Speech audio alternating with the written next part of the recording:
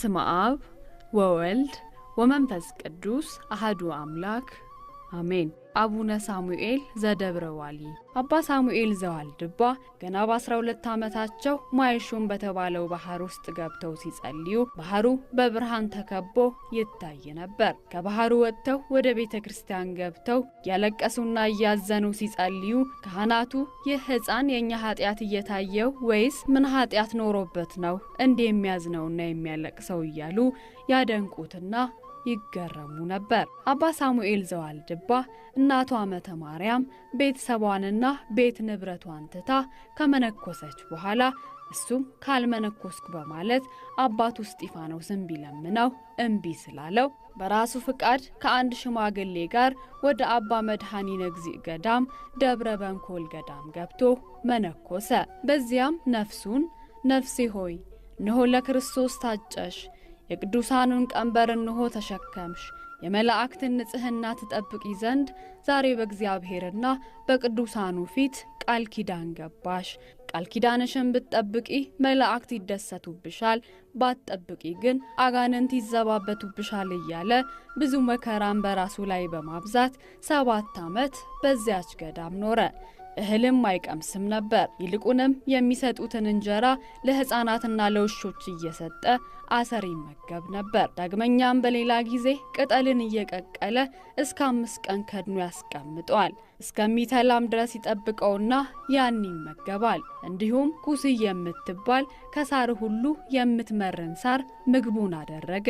በኋላም አባቱም ልጁን ሳሙኤልን ተከትሎ ወደ እሱ መጥቶ በአባ አድሃኒ እጅ መነኮሰ። ለአባቱ መምህር ሆኖት እያገለገለው ያስተምረው ነበር። በሌላ ጊዜ 17 ዓመት ከተቀመጠባት ወይና በምትባል ቦታ ሲኖር ከውሃ በቀር ምንም ሳይቀምስ 12 ዓመት ተቀምጧል። ለ50 ዓመትም ያህል ሳር፣ ቅጠል፣ የዛፍ ስርና ፍሬን እነዚህንና የመሳሰሉትን እየበላ ኖረ እንጂ እህል የሚባል አልቀመሰም። ወደ ዋሻ እየገባም ብዙ ጊዜ 40 ቀንና 40 ሌሊት በጾም በጸሎት እየኖረ እንቅልፍም እንዳያሸንፈው እስከሚነጋ ድረስ ሳይቆም ሳይተኛ እንደቆመ በጽኑ ተጋድሎ ተቀመጠ።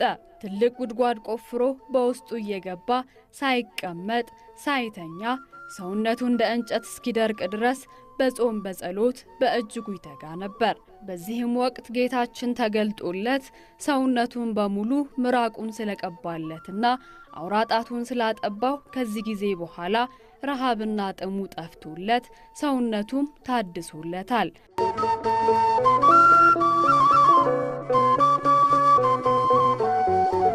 ዳግመኛ በአፉም ድንጋይ ጎርሶ እግሩንም ታስሮና ማቅ ለብሶ ወደ ባህር እየገባ ይጸልይ ነበር።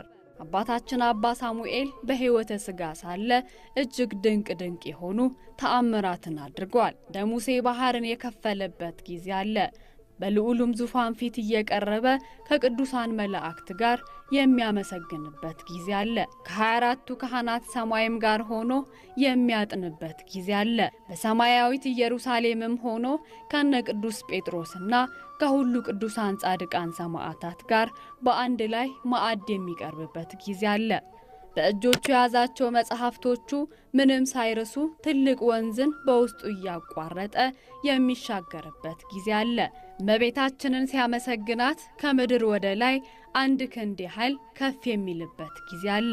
በቤትም ውስጥ ሆኖ ምስጋናዋን ሲጀምር የቤቱ መሰረት እየተናወጠ ዝናብ እንደያዘ ደመና ቤቱ ከምድር ከፍ ብሎ የሚቆይበት ጊዜ አለ። መንፈስ ቅዱስን በብርሃን ክንፍ እየወሰደው ወደ ተለያዩ ገዳማት ያደርሰውና ሥጋ ወደሙን እንዲቀበል ያደርገው ነበር። መልአኩ ቅዱስ ሚካኤልም የሁል ጊዜ ጠባቂው ነውና በሁሉ ነገር ይራዳውና እንደ ጓደኛም ያማከረው ነበር። አቡነ ሳሙኤልን የዱር አራዊትም ሁሉ ይገዙለት ነበር።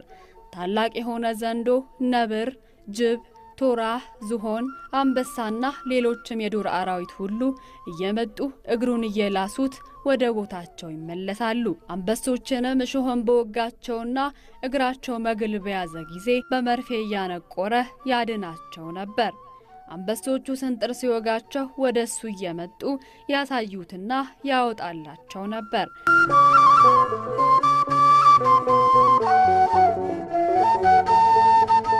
አንበሳም አጋዘንን ገድሎ ሲበላ ሲያየው አንዴ ዞር በልልኝ ቆዳዋን ለልብስ ይፈልገዋለሁ ባለ ጊዜ ይለቅለታል። እንዲሁም አንበሳው ለአባታችን ምግብም ትሆነው ዘንድ ጅግራን እየያዘ በሕይወት ሳለች ያመጣለት ነበር። አባታችንም ከገዳም ወጥቶ መሄድ በፈለገ ጊዜ አንበሶችን እንደ ፈረስና በቅሎ ይጋልባቸዋል፣ መጽሐፍቶችንም ይጭንባቸዋል። መንታ የወለደች አንበሳን ብትኖር ልጆቿን እየታቀፈ በየተራ የእናታቸውን ጡት ያጠባቸዋል።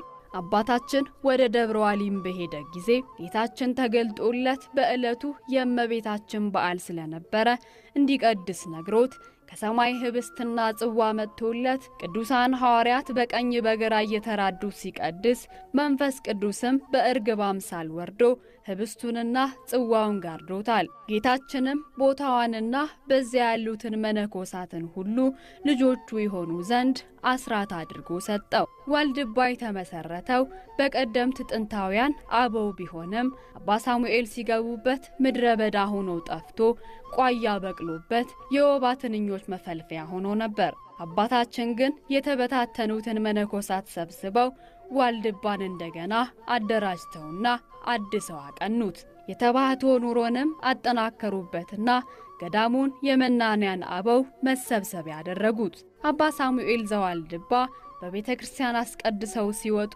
የጌታችንን ስጋ ወደሙ የተቀበለ ሰው ሲያስመልሰው አይተው ስለ ስጋ ወደሙ ክብር ብለው የዚያን ሰው ትውኪያ ጠጥተውታል። የነጠበበትንም አፈሩን ላሱት። በዚህም ጊዜ ከሰማይም ሳሙኤል ሳሙኤል የሚልን ድምጽ ሰምተው ወደ ላይ ባንጋጠጡ ጊዜ 7ቱ ሰማያት ተከፍተው ተመለከቱ። ጌታችንም በሰው ፊት እንዳመሰገንከኝና ፈጽሞም እንዳከበርከኝ የባልንጀራህን ትውኪያ ትቀበል ዘንድ እንዳላፈርክ እኔም እንዲሁ አከብርሃለሁ። በሰማያት ባለው በአባቴም ፊት በመላእክት ማህበር አመሰግናለሁ አላቸው። ሌሎችም ቅዱሳን እንደ አቡነ ተክለ ሐዋርያትም እንዲሁ ለስጋ ወደሙ ክብር ሲሉ የቆረበ ሰው ሲያስመልሰው የዚያን ሰው ትውኪያ ይጠጡት እንደነበር በቅዱስ ገድላቸው ላይ በሰፊው ተጠቅሷል። ቅዱሳን አባቶቻችንና እናቶቻችን ለመድኃኔ ዓለም ክርስቶስ ያላቸው ክብር እስከዚህ ድረስ ነው። አንድ ቀን ምሽት በሆነ ጊዜ አባታችን አባ ሳሙኤል የሚበላውን ምግብ የእንጨት ስራ ቀረቡለት። ባርኮም በጉልበቱ ውስጥ ጸሐሉን አስቀመጠ። ሰይጣንም እባብን ተመስሎ መጣ። በአባታችንም ራስ አንጻር በጎጆው ተሽሎክልኮ በማዕዱ ላይ ምራቁን ተፋ። አባታችንም ረድኡን ዘሩፋኤልን ጠርቶ ይህ ጠላታችን የሚያደርገውን ተመልከት አለው። ሁለቱም ምራቁን ሲያንጠባጥብ አዩት። ያ ደቀ መዝሙርም እባቡን ይመታው ዘንድ በትር ወሰደ። ከአባታችን እግር ስርም ወደቀ። የሄደበትንም አጡት። አባታችን ግን በልቡ ጨክኖ በአብ በወልድ በመንፈስ ቅዱስ ስም ያንን ማዕድ ባረከው፣ ይበላም ዘንድ ጀመረ። ያ ደቀ መዝሙርም አባት ሆይ የእባብ መርዝ ትበላለህን? አለው። አባታችንም በአብ በወልድ በመንፈስ ቅዱስ ስም ከተባረከ መርዙና መድኃኒቱ ሁሉ ይሻራል አለው። ደቀ መዝሙሩም ብቻህን ትበላለህን? ለእኔም ስጠኝ እንጂ አለው። ሁለቱም በሉ፣ የነካቸውም የለም። ማዕዱም ከተጨረሰ በኋላ እባቡ ወጥቶ ሞተ። አባታችን አባ ሳሙኤል የቀለምሲስን ወይም የራእይን መጽሐፍ በየዕለቱ ይደግሙ ነበር። እሳቸውም እየደገሙ ሳለ የተመረጠ ዮሐንስ ወደ እሱ መጥቶ የራእዩን መጽሐፍ ይተረጉምላቸው ነበር።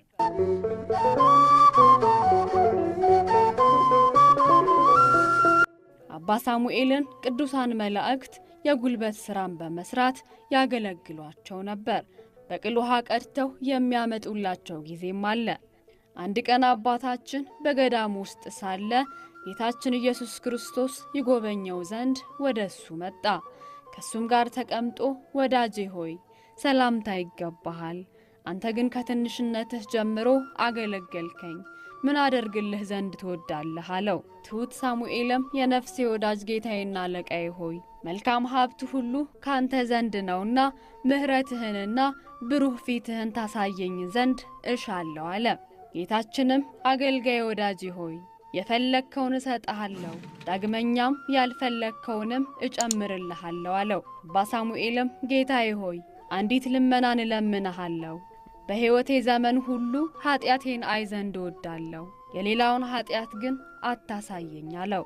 አባ ሳሙኤል ጊዜው ደርሶ ከማረፉ በፊት ቅዱስ ሚካኤል ነሐሴ 16 ቀን ወደ ገነት ነጥቆ ወስዶ ከእረፍቱ በኋላ ከልጆቹ ጋር የሚኖርበትን ስፍራ አሳይቶታል። በገነት ያሉ ቅዱሳንን ሁሉ ካሳየው በኋላ በእግዚአብሔርም ዙፋን ፊት ቀርቦ ምስጋናና ቃል ኪዳንን ተቀብሎ ወደ በዓቱ ተመልሶ ታኅሳስ 12 ቀን በታላቅ ክብር አርፎ ነፍሱን ጌታችን በክብሯን እጆቹ ተቀብሏታል። ገድለ አባ ሳሙኤል ዘዋልድባ የቅዱሳን ታሪክ። ወስብሐት ለእግዚአብሔር።